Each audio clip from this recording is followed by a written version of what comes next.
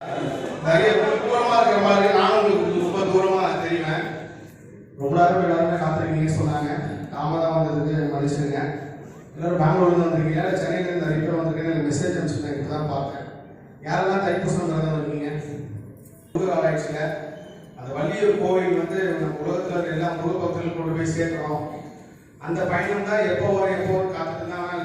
பெங்களூர் பயணம் வந்து என்னைக்குமே முருகர் எதிர்பாராம சரி கிறிஸ்து வைப்பார். அதுதான் இந்த நிகழ்ச்சியும். திடீர்னு நினைச்சா பெங்களூர் வர வச்சிருக்காரு. அது வந்து உண்மையிலே பெங்களூரோட அன்பும் முருகரோட சக்தியும் தான். எதிர்காலத்துல இந்த முருகர் யுகத்துல கர்நாடகாவும் இந்த பெங்களூர் பகுதியும் மிகப்பெரிய அளவுக்கு முருக சக்தியை செயல்பட வைக்கும் போது அது வந்து நான் பலதடவை உணர்ந்திருக்கேன். அதுவும் ரொம்ப புனிதமான ஒரு மகான் கோவில் நடக்கிறது வந்து பெரிய புண்ணியம். நீங்க என்ன இங்க பார்க்க வந்ததை விட ஒரு 1000 மடங்கு சிறப்புனா இங்க மண்ணில் இருக்கிறதே ஒரு பெரிய விஷயம்.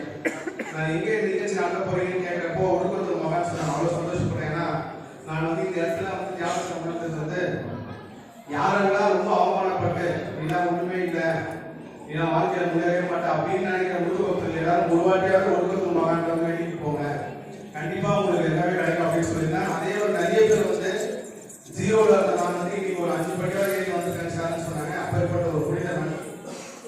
முருக பக்தியில வந்து மொழி, இனம், வேதம், மதம் எதுவுமே கிடையாது. முருகா அப்படின்னு நீங்க எந்த மொழியில கூப்பிட்டாலும் சரி, தமிழே தெரியாம முருகான்னு கூப்பிட்டாலும் சரி, உங்களுக்கு அந்த முருக சக்தி வேலை செய்யும். நாளைக்கு தை கிருத்திகை ரொம்ப முக்கியமான நாள். இது வந்து நான் வாட்ஸ்அப் சேனல் பதிவு பண்ணது இருக்கேன். ஆனால் இங்க யாருக்காவது வந்தவங்களுக்கு உங்க குடும்பத்தில் அம்மாவோ அப்பாவோ இல்லை ரொம்ப நெருக்கமானவங்க கணவரோ மனைவியோ ரொம்ப உடம்பு முடியாம இருந்தாங்கன்னா நாளைக்கு தைப்பூசம் விரதம் இருங்க, தை கிருத்திகை விரதம் இருங்க. ஏன்னா அந்த தை கிருத்திகைன்றது வந்து ரொம்ப பவர்ஃபுல்லான கிருத்திகை.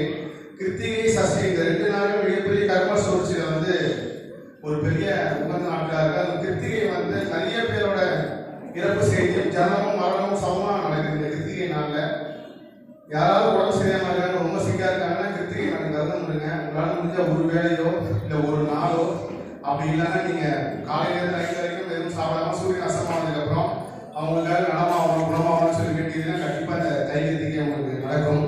அதே சமயத்தில் உங்களால முடிஞ்ச ஒரு பாலோ பன்னீரோ ஏதோ ஒன்று வந்து நீங்க முருகர் அபிஷேகத்துக்கு வாங்கி கொடுங்க.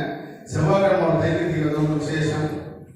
வேற எதாவது கேள்வி கேட்கணுமா? நீங்க மைக் கொடுக்க சொல்றேன். யாருக்கு என்ன கேட்கணுமோ நான் சொல்றேன்.